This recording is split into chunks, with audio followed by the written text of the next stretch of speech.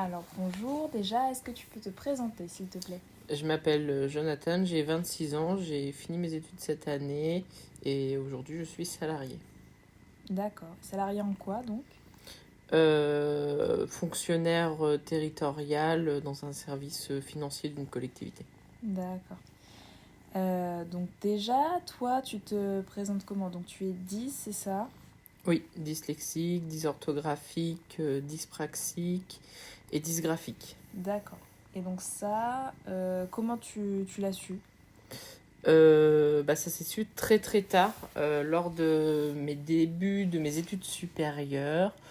Au courant de la première année de licence où j'avais une discussion avec la chargée de mission handicap de l'université, avec qui je discutais, qui était aussi une de mes enseignantes, et qui m'a dit que j'avais quand même plusieurs signes d'une dyslexie quand on a échangé par rapport à mes fautes d'orthographe.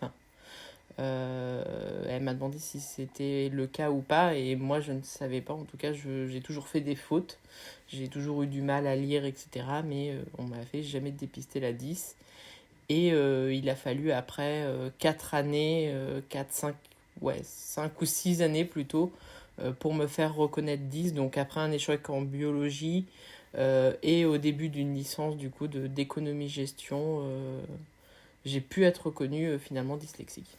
D'accord, oui, donc en fait, toi, ça s'est pas du tout passé quand tu étais petit, pendant ton enfance. Non, pas du tout. Enfin, vu que je m'en sortais plutôt bien à l'école, c'est une supposition, bien entendu.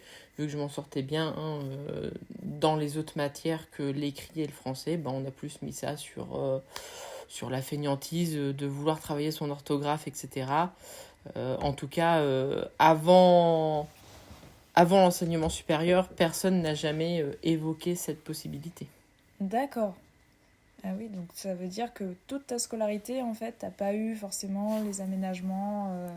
Par exemple, pour le baccalauréat, je crois qu'il y a un tiers-temps pour les personnes qui sont dépistées. Mm. Et que tu as eu, donc c'est ça après?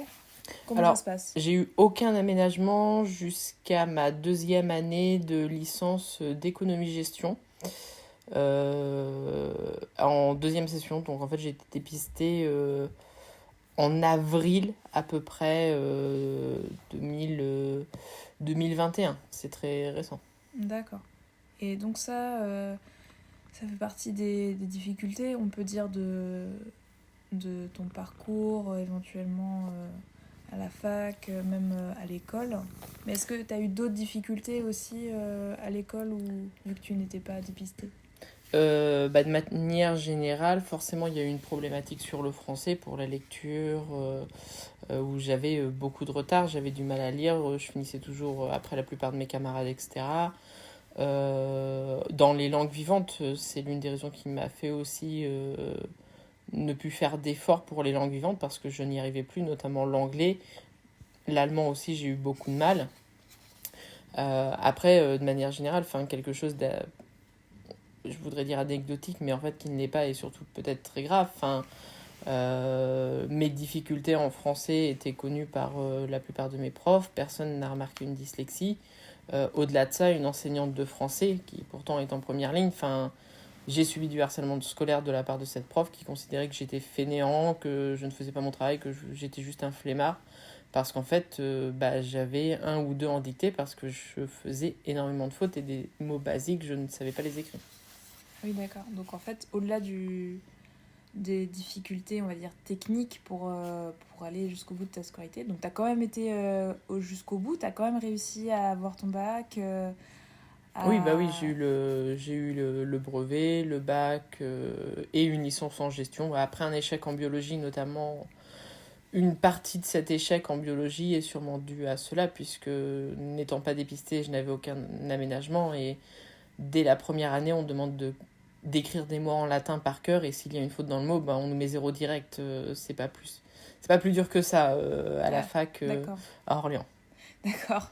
Ah oui, c'est compliqué là, effectivement, de progresser du coup dans ce domaine-là.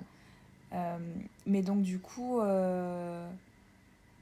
au-delà des difficultés techniques que ça t'a apporté, c'est aussi des difficultés dans le relationnel avec les personnes qui ne comprenaient pas pourquoi tu avais des... Enfin, elles n'imaginaient même pas en fait que tu avais une pathologie ou Ah oui, un problème ça n'a jamais été évoqué, la question de n'a jamais santé. été soulevée, même de manière générale sur les questions de faute, etc. Enfin, jamais aucun enseignant ne l'a soulevé, à part la chargée de mission, qui était mon enseignante aussi en biologie, et qui était enseignante de chimie en l'occurrence. D'accord, donc rien à voir avec le français. Oui, en l'occurrence, rien à voir avec le français. D'accord. Bon, est-ce que tu as quelque chose à ajouter éventuellement à tout ce que tu as raconté déjà ? Pas spécialement, déjà des remerciements aux personnes qui ont su m'accompagner et m'aider dans tout ça parce que c'est lourd, c'est quelque chose de très lourd à faire, c'est plusieurs mois d'attente, voire plusieurs années parfois pour certains rendez-vous. Enfin, la procédure m'a pris quand même quelques années. Un message que j'ai envie de dire à l'éducation nationale, c'est sensibiliser les enseignants à ces questions-là, même quitte à sensibiliser dès la primaire, dès les moments où on apprend à lire et à écrire, ces enseignants qui devraient dépister les élèves. Et au-delà de ça, la dyslexie, c'est pas quelque chose que connaissent aussi les familles. Et ne serait-ce que d'avoir des informations par le corps enseignant auprès des parents lors de rencontres parents-prof, etc., pourrait aussi, à mon avis, dépister beaucoup de personnes. Et je sais que, et je crois que des statistiques le disent, donc je ne m'avancerai pas, j'en suis pas sûre à 100%, mais il y a quand même une part importante d'échecs scolaires chez les personnes 10, notamment qui ne sont pas dépistées, parce qu'en fait, elles abandonnent vite les études parce qu'elles n'y arrivent pas. J'ai eu la chance de pouvoir compenser mes difficultés en français par les matières scientifiques, principalement maths, physique, chimie, SVT principalement. C'est ce qui m'a permis de compenser ces difficultés. Mais sinon... Et même aujourd'hui en comptabilité, du coup. Oui, donc c'est l'avantage, on va dire... les chiffres, j'ai pas de dyscalculie, donc je peux m'en sortir en comptabilité. Il n'y a pas trop de soucis là-dessus. D'accord. Et d'avoir aussi, je pense, une équipe, de travailler dans un service où il y a une grande compréhension de ce sujet de la dyslexie, parce que j'ai une reconnaissance officielle par une orthophoniste et pour le reste par une ergothérapeute. Par contre, aujourd'hui, je suis toujours en attente de la reconnaissance RQTH, où j'ai fait la demande. J'ai dû la faire en septembre. C'est aujourd'hui... quoi RQTH reconnaissance de la qualité de travailleur handicapé. Ah oui, d'accord. C'est pour le travail. Voilà, pour avoir des aménagements, etc. professionnels. J'ai fait la demande en septembre 2022. On est en janvier 2023. J'ai eu le courrier comme quoi le dossier était complet, mais j'attends toujours le reste. D'accord, oui. Où ça peut prendre du temps, voilà, il y a aussi, hélas, beaucoup de freins administratifs parce que pour moi, l'État ne met pas les moyens dans tous ces dispositifs. Et ce qui est compliqué, puisqu'il y a énormément de personnes 10, d'autant plus aujourd'hui où il y a de plus en plus de jeunes qui vont à l'école, qui font des études comparé à il y a 30-40 ans. Forcément, c'est des choses qui sont beaucoup plus visibles dès qu'on va monter un petit peu plus dans les études qu'au-delà du collège, et c'est des choses sur lesquelles un gros travail. Mais pour revenir du coup sur mon travail actuel, oui. En fait, j'ai la chance que je sois dans un service où il y a une forte compréhension de ces problèmes de dyslexie, où on accepte mes problématiques. Alors, je vais pas dire que c'est toujours facile, parce que quand on doit écrire des rapports ou des notes qui partent à la hiérarchie, ou même aux élus, quand on est en collectivité territoriale en l'occurrence, forcément, il faut que l'orthographe soit parfaite, etc. Certaines personnes prônent la méritocratie républicaine par l'orthographe, etc. Bon, pour moi, c'est, entre guillemets, une connerie. En fait, il y a des personnes qui ont des difficultés. Les fautes d'orthographe, c'est pas la fin du monde s'il y en a quelques-unes dans un document. Du moment que celui-ci reste lisible, ça va être le plus important. C'est surtout que toute la charge qu'il y a derrière, pour moi, demandait beaucoup de relecture. J'en demande beaucoup. J'ai fait régulièrement de la communication pour des associations. Ah oui. Moi, la communication est quelque chose qui m'intéresse beaucoup. Par contre, dès qu'on va publier sur des réseaux sociaux ou imprimer des documents, de fait, il ne faut pas qu'il y ait de faute. Et ça met aussi beaucoup de pression, et je le sens aussi à mon travail. En fait, il y a des personnes qui doivent prendre du temps spécialement pour me relire, corriger les fautes d'orthographe. Parfois, comprendre la phrase, c'est vrai que parfois les phrases peuvent avoir pas beaucoup de sens, ne serait-ce que des petites virgules ou autres qui sont oubliées. Ah oui, le sens des virgules, c'est important, ça. C'est ça. C'est le jeu de la langue, Oui. mais la langue qui est vraiment une barrière, notamment dès qu'on veut faire un métier intellectuel, ça va être une barrière d'avoir une dyslexie. Surtout si on n'est pas dans un milieu où il y a une compréhension de ces choses-là. Moi, j'ai la chance de ne pas trop avoir de soucis là-dessus. Donc, je m'en sors. Par contre, de manière générale, au-delà au fait des parents et du corps enseignant, c'est toute une population à sensibiliser à ces questions. Et surtout, expliquer peut-être à certaines personnes, comme je le disais, qui prônent la méritocratie républicaine, l'importance de la langue française, qui voudraient qu'on revienne à l'ancien français peut-être, etc. Qu'en fait, l'orthographe, ça fait pas tout dans le monde, et qu'il y a des personnes qui ont des problèmes de santé, et des problèmes de santé qui sont neurologiques, et que jamais ça ne se soignera complètement. On peut arriver avec de l'orthophonie ou autre à diminuer peut-être un peu les effets de la dys. Et encore, je ne me plains pas parce que je n'ai pas une dyslexie très importante. Je suis capable de me relire, je suis capable de lire pas mal de textes, même en petits caractères.